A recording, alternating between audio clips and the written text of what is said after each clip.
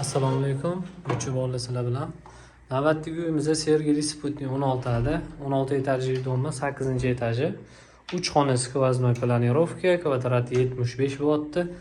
Narxiga keladigan bo'lsak, boshlang'ich to'lov 36 ming berib, 30 ming dollar ostatkasi bor, davom ettirsa bo'ladi. Vanna tualetini ko'rasizlar, patologgacha kafil qilingan. Kir urish planirovkasi ham juda ham chiroyli. Kuxnyasi mebel qo'yapti joyida. Balkoni ham bor. Balkonlar polni reshotka qilingan.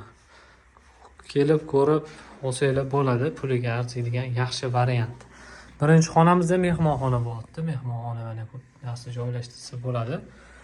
O'zingiz olganingizdan keyin bemalol chiroyli qilib narsalarni joylashtirib, bu spalni, bu yerda ham derazalar bor, reshotka qilingan. Keyingi xona detskiy bo'lyapti. Detskiyda ham reshotka qilingan xonalar. Sog' bo'linglar, uch bolalarni kuzatinglar. Sizlarga arzon uylarni ko'rsatishga harakat qilamiz.